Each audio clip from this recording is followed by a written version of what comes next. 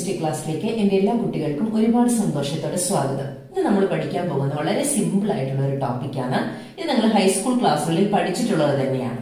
Atomic number, mass number, പിന്നെ കുറച്ച് terms isotope, isobar, isotone, അതൊക്കെ എന്താണെന്നാണ് പറഞ്ഞു തരാൻ പോകുന്നത്. ഓക്കെ, ഇത് നമുക്ക് ത്രൂ ഔട്ട് ആവശ്യമുള്ള ടേംസ് ആണ്.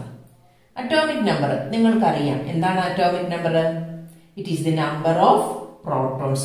സോ അറ്റോമിക് നമ്പറിനെ റെപ്രസെന്റ് ചെയ്യുന്ന ടേം എന്ന് പറയുന്നത് ഇസഡ് ആണ്. സോ ഇസഡ് എന്ന് പറയുന്നത് എന്താണ്? Number of protons. ഒരാറ്റത്തിന്റെ ന്യൂക്ലിയസിന് പോസിറ്റീവ് ചാർജ് ആണെന്നും ആ പോസിറ്റീവ് ചാർജ് കൊടുക്കുന്നത് പ്രോട്ടോൺസ് ആണെന്നും നമ്മൾ കണ്ടു. അപ്പൊ എത്ര പ്രോട്ടോൺസ് ഉണ്ടോ അതാണ് ആ ആറ്റത്തിന്റെ അറ്റോമിക് നമ്പർ എന്ന് പറയുന്നത്. ഇനി ആറ്റം ഇലക്ട്രിക്കലി ന്യൂട്രൽ ആണ്, അതായത് ആറ്റത്തിന് ചാർജ് ഒന്നുമില്ല. അതായത് എത്ര പ്രോട്ടോൺസ് ഉണ്ടോ അത്രയും തന്നെ ഇലക്ട്രോൺസും ആറ്റത്തിൽ കാണും. So Z is equal to number of protons ആണെങ്കിൽ അതിന് എന്തെന്ന് കൂടി എഴുതാം? Which is equal to number of electrons എന്ന് കൂടി എഴുതാം. ഫോർ എക്സാമ്പിൾ, ഹൈഡ്രജൻ ആറ്റത്തിന്റെ അറ്റോമിക് നമ്പർ 1 ആണ്. അറ്റോമിക് നമ്പറിനെ സൂചിപ്പിക്കുന്ന ഇസഡ് എന്ന ലെറ്റർ വെച്ചാണ്. 1 ആണെന്ന് പറഞ്ഞാൽ അതിന്റെ അർത്ഥം ഹൈഡ്രജൻ ആറ്റത്തില് ഒരു പ്രോട്ടോണും ഒരു ഇലക്ട്രോണും ഉണ്ടെന്നാണ്. ഇനി ഓക്സിജന്റെ അറ്റോമിക് നമ്പർ 8 ആണ്. അതിന്റെ അർത്ഥം ഓക്സിജനില് 8 പ്രോട്ടോണും 8 ഇലക്ട്രോണും ഉണ്ടെന്നാണ്. ഓക്കെ, ഇനി അടുത്തത് മാസ് നമ്പർ എന്താണെന്ന് നോക്കാം. മാസ് നമ്പറിനെ സൂചിപ്പിക്കുന്ന ലെറ്റർ എ ആണ്. So A is equal to, എങ്ങനെയാണ് മാസ് നമ്പർ കണ്ടുപിടിക്കുന്നത് നോക്കാം.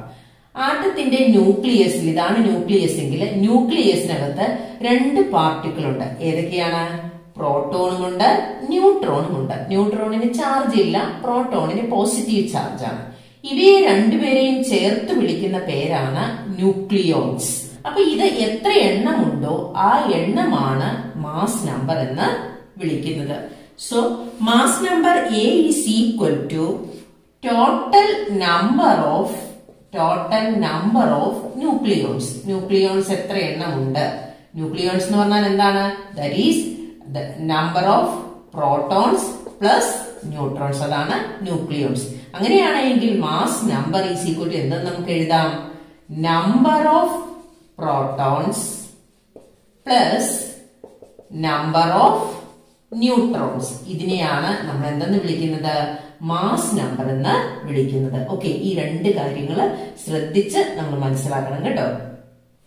ഇനി അറ്റോമിക് നമ്പറും മാസ് നമ്പറും അറിയാമെങ്കിൽ എങ്ങനെയാണ് ഒരു ആറ്റത്തിന്റെ കോമ്പോസിഷൻ നമുക്ക് റെപ്രസെന്റ് ചെയ്യാൻ പറ്റുന്നത്? സോ റെപ്രസെന്റേഷൻ ഓഫ് കോമ്പോസിഷൻ എങ്ങനെ റെപ്രസെന്റ് ചെയ്യാം, അല്ലെങ്കിൽ ഒരു ആറ്റത്തിന്റെ സിമ്പൽ നമുക്ക് എങ്ങനെ എഴുതാം? Symbol composition or symbol of an atom. Suppose X is the element, X ആണ് നമ്മൾ എടുത്തിരിക്കുന്ന എലമെന്റ് എന്ന് വിചാരിക്കുക. അങ്ങനെയാണെങ്കിൽ അതിന്റെ അറ്റോമിക് നമ്പർ ലെഫ്റ്റ് സൈഡിലെ താഴെ എഴുതണം. അതായത് ഇസഡ് ഇവിടെയാണ് എഴുതേണ്ടത്. ഇനി അതിന്റെ മാസ് നമ്പർ എഴുതേണ്ടത് ലെഫ്റ്റ് സൈഡിൽ തന്നെ ടോപ്പില് എഴുതണം, A. So this is how an element is represented. ഇങ്ങനെയാണ് ഒരു എലമെന്റിനെ നമ്മൾ റെപ്രസെന്റ് ചെയ്യുന്നത്. ഓക്കെ, അടുത്തത് ഈ 4 ടേംസ് എന്താണെന്ന് നമ്മൾ പരിചയപ്പെടാൻ പോവുകയാണ്. ഐസോടോപ്പ്, ഐസോബാർ, ഐസോട്ടോൺസ്, ഐസോ ഇലക്ട്രോണിക്സ്. അല്ലെ, ഐസോ എന്ന വാക്ക് വന്നിട്ടുണ്ട് അല്ലെ, സെയിം. ഇതിന്റെ എല്ലാം ഒരു കാര്യം സെയിം ആണ്. ആ സെയിം ആയിട്ടുള്ളത് ഏതാണെന്ന് നോക്കാം. ഐസോടോപ്പ് നമ്മൾ പഠിച്ചിട്ടുണ്ട്, സെയിം അറ്റോമിക് നമ്പർ ആണ്. Same atomic number but different mass number. ഏതാണ് ഡിഫറെന്റ് ആയിട്ടുള്ളത്? Different mass number. Mass number different ആണ്. ഫോർ എക്സാമ്പിൾ, ഹൈഡ്രജന്റെ 3 ഐസോട്ടോപ്പ് ആണ്. Protium, deuterium, tritium. നോക്കിക്കേ, ഇത് എല്ലാത്തിന്റെ അറ്റോമിക് നമ്പർ സെയിം അല്ലേ? ഇത് നോക്കിക്കേ, 1 1 1 ആണ്. പക്ഷെ മാസ് നമ്പർ നോക്കിക്കേ, 1 2 3. ഇതിന്റെ പേരുകൾ നിങ്ങൾ പഠിച്ചു വെക്കണം കേട്ടോ. നിങ്ങൾ പഠിച്ചിട്ടുള്ളതാണെന്ന് അറിയാം. പ്രോട്ടിയം, ഇത് deuterium, then this one is tritium. Okay, അപ്പൊ ഇതാണ് same atomic number but different mass number. ഇനി മറ്റൊരു എക്സാമ്പിൾ നോക്കുകയാണെങ്കിൽ കാർബണിന്റെ 3 ഐസോട്ടോപ്പുകളാണ് 6C12. നിങ്ങൾക്ക് പരിചയമുള്ളതാണ് അല്ലെ. അടുത്ത ഒരെണ്ണം 6C13, then 6C14. കാർബൺ ഡേറ്റിംഗിന് ഉപയോഗിക്കുന്ന കാർബണിന്റെ ഐസോട്ടോപ്പാണ് കാർബൺ 14. ഫോസിലുകളുടെ ഒക്കെ കാലപ്പഴക്കം നിർണ്ണയിക്കുന്നതിന് വേണ്ടി നമ്മൾ ഈ കാർബൺ 14 ഉപയോഗിക്കുന്നുണ്ട്. ഇവിടെ നോക്കിക്കേ, അറ്റോമിക് നമ്പർ സെയിം അല്ലേ, പക്ഷെ എന്താണ് ഡിഫറെന്റ്? മാസ് നമ്പർ ഡിഫറെന്റ് ആണ്. ഓക്കെ, അപ്പൊ ഇത് എന്തിന് എക്സാമ്പിൾ ആണ്? ഐസോട്ടോപ്പിന് എക്സാമ്പിൾ ആണ്. ഇനി ഒരു ആറ്റത്തിന്റെ കെമിക്കൽ പ്രോപ്പർട്ടീസ് പ്രധാനമായിട്ടും നിർണ്ണയിക്കുന്നത് അതിലെ നമ്പർ ഓഫ് പ്രോട്ടോൺസിന്റെ എണ്ണമാണ്. നമ്പർ ഓഫ് പ്രോട്ടോൺസ് എന്ന് പറഞ്ഞാൽ എന്താണ്? അറ്റോമിക് നമ്പർ ആണ്. അപ്പൊ ഒരു ഐസോട്ടോപ്പിന്റെ കെമിക്കൽ പ്രോപ്പർട്ടീസ് എല്ലാം സിമിലർ ആയിരിക്കില്ലേ? കാരണം എല്ലാത്തിലെയും നമ്പർ ഓഫ് പ്രോട്ടോൺസ് സെയിം ആണ് അല്ലെ? ഐസോട്ടോപ്പിലെ നമ്പർ ഓഫ് പ്രോട്ടോൺസ് സെയിം ആയതുകൊണ്ട് അവയുടെ കെമിക്കൽ പ്രോപ്പർട്ടീസും സെയിം ആയിരിക്കും. ഓക്കെ, ഇനി രണ്ടാമത്തെ ടേം ഐസോബാർ ആണ്. എന്താണ് ഐസോബാർ എന്ന് നോക്കാം. ഐസോബാറിൽ സെയിം ആയിട്ടുള്ളത് മാസ് നമ്പർ ആണ്. So same mass number. Mass number same ആണ്. ഡിഫറെന്റ് ആയിട്ടുള്ളത് അറ്റോമിക് നമ്പർ ആണ്. So different atomic number Z എന്ന് ഞാൻ എഴുതുകയാണ്. ഫോർ എക്സാമ്പിൾ 6C14 കാർബൺ 14, അതുപോലെ 7N14. നോക്കിക്കേ, ഇതിന്റെ രണ്ടിന്റെയും മാസ് നമ്പർ സെയിം അല്ലേ? 14 ആണ് രണ്ടിനും കിട്ടിയിരിക്കുന്നത്, പക്ഷെ അവയുടെ അറ്റോമിക് നമ്പർ ഡിഫറെന്റ് അല്ലേ? So this is isobar. Same mass number but different atomic number. Okay, ഇനി മൂന്നാമത്തെ ടേം എന്താണ്? ഐസോട്ടോൺസ്.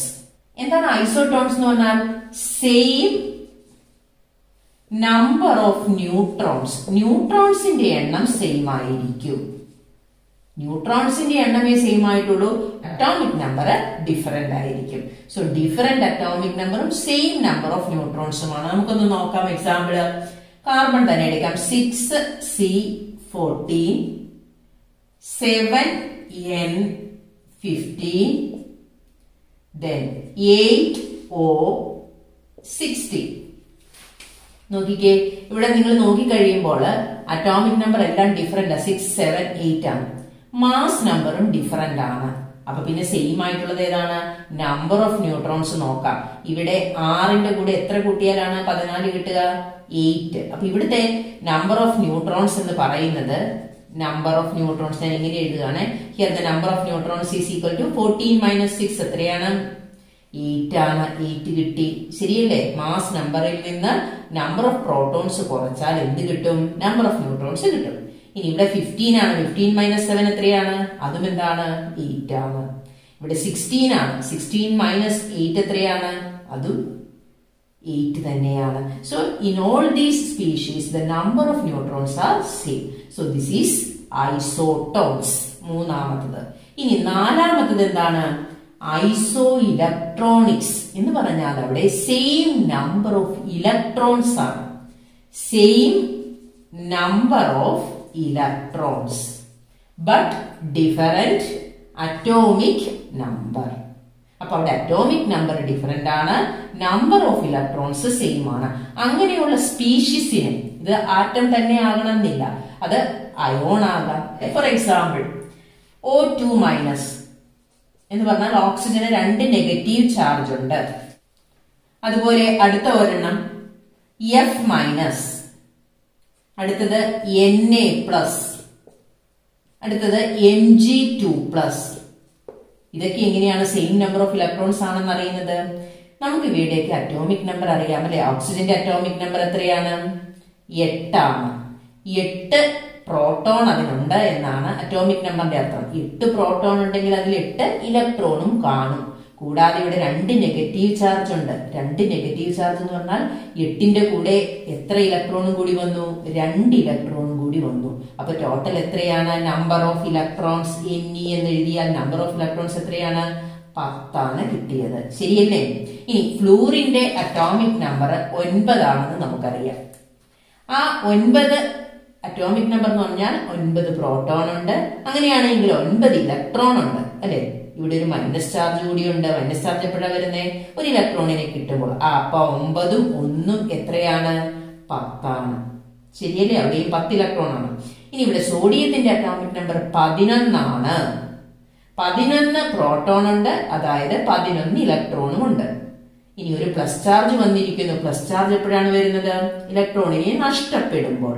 അപ്പൊ 11 ഇലക്ട്രോണിൽ നിന്ന് ഒരു ഇലക്ട്രോൺ നഷ്ടപ്പെട്ടു. ബാക്കി എത്രയുണ്ട്? 10. So that is 10. മഗ്നീഷ്യത്തിന്റെ അറ്റോമിക് നമ്പർ എത്രയാണ് പറഞ്ഞേ? 12 ആണല്ലേ. 12-ന് 12 പ്രോട്ടോൺ ഉണ്ട്, അതായത് 12 ഇലക്ട്രോൺ ഉണ്ട്.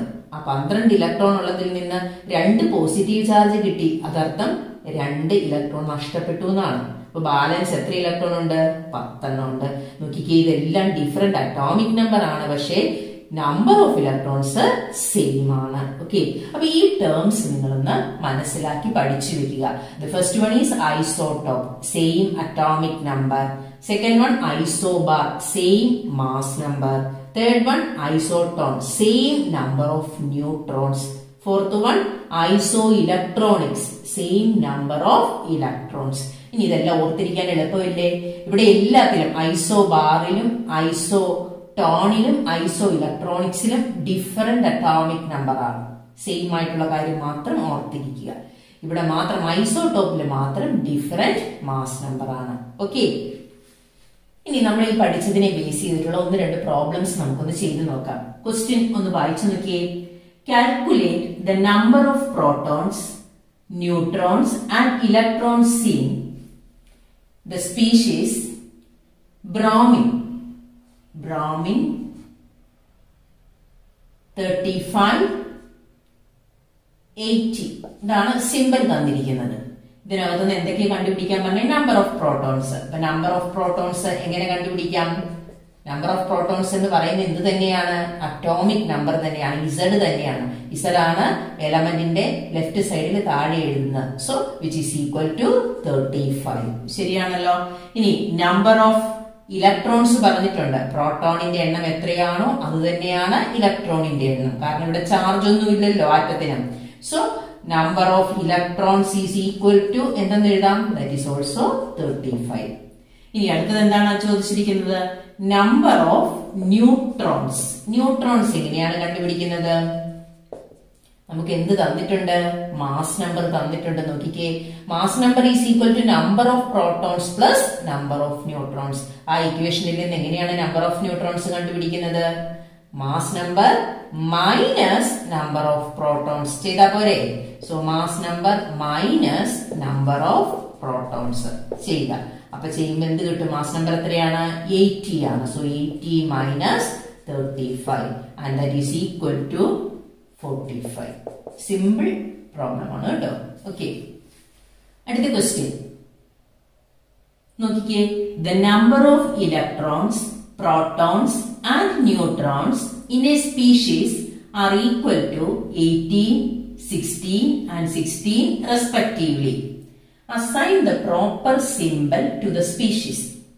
സ്പീഷീസിന് പ്രോപ്പർ സിമ്പൽ കൊടുക്കാനാണ് പറഞ്ഞിരിക്കുന്നത്. അപ്പൊ നമ്മൾ പഠിച്ചിട്ടുണ്ട് സിമ്പൽ എങ്ങനെയാണ്? ഇതാണ് എക്സ് ആണ് എലമെന്റ് എങ്കിൽ അതിന്റെ ലെഫ്റ്റ് സൈഡിൽ താഴെ ആണ് നമ്മൾ എന്ത് എഴുതുന്നത്? അറ്റോമിക് നമ്പർ എഴുതുന്നത്. ലെഫ്റ്റ് സൈഡിൽ തന്നെ മുകളിലായിട്ട് നമ്മൾ മാസ് നമ്പർ എഴുതും. അപ്പൊ നമുക്ക് 2 കാര്യങ്ങൾ വേണം. അറ്റോമിക് നമ്പർ വേണം. അറ്റോമിക് നമ്പർ എങ്ങനെയാണ് കിട്ടുന്നത്? നമ്പർ ഓഫ് പ്രോട്ടോൺസ് ആണ് അല്ലെ? നമ്പർ ഓഫ് പ്രോട്ടോൺസ് തന്നിട്ടുണ്ടോ ഇവിടെ? എത്രയാണ്?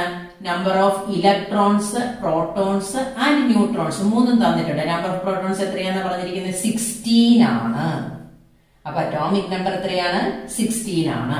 ഇനി ഓരോന്നും എഴുതാം നമുക്ക്. നമ്പർ ഓഫ് ഇലക്ട്രോൺസ്, ഇലക്ട്രോൺസിന്റെ എണ്ണം എത്രയാണെന്ന് നോക്കിയേ? That is 18. ഇവിടെ പ്രോട്ടോണിന്റെ എണ്ണം തന്നെയാണ് ഇലക്ട്രോണിന് നമ്മൾ ന്യൂട്രൽ ആറ്റത്തില് കണ്ടത്. പക്ഷെ ഇവിടെ ഇലക്ട്രോണിന്റെ എണ്ണം കൂടുതലാണ്.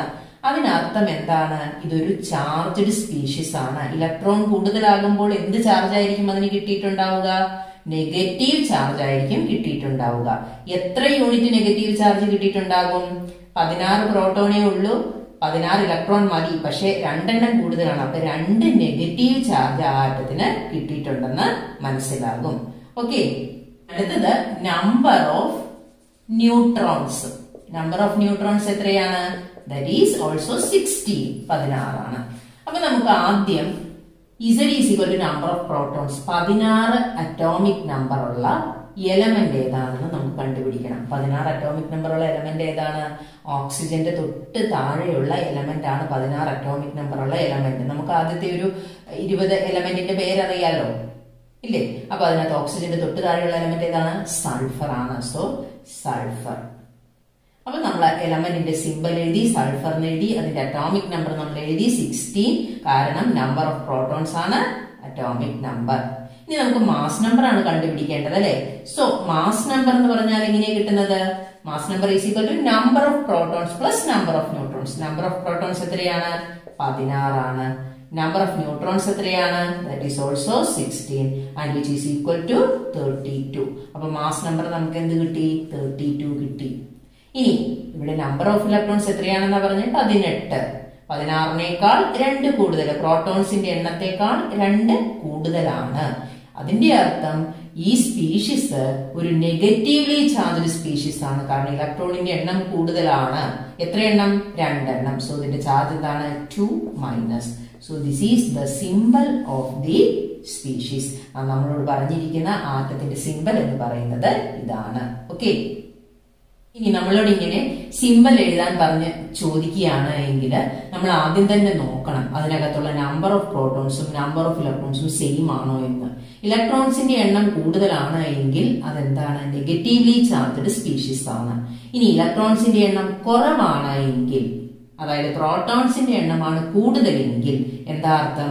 അതൊരു പോസിറ്റീവ്ലി ചാർജ്ഡ് സ്പീഷീസ് ആണ് എന്നും മനസ്സിലാക്കണം. ഓക്കെ, ഇനി ഇന്ന് പഠിപ്പിച്ച ടോപ്പിക്കിനെ ബേസ് ചെയ്തിട്ടുള്ള 2 പ്രോബ്ലംസ് നിങ്ങളൊന്ന് വർക്ക്ഔട്ട് ചെയ്ത് നോക്കുക. ഇത് നിങ്ങളുടെ ടെക്സ്റ്റിലെ എക്സസൈസ് ക്വസ്റ്റ്യൻ ആണ്. How many neutrons and protons are there in the following nuclei? 6C13, 8O16 oxygen ആണ്. അടുത്ത മെഗ്നീഷ്യം 1224, അയൺ 2656, സ്ട്രോൺഷ്യം 3888. ഓക്കെ, അടുത്ത question. Write the complete symbol for the atom with the given atomic number and atomic mass. Mass number.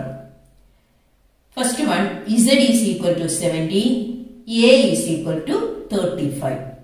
Second one, Z is equal to 92, A is equal to 233.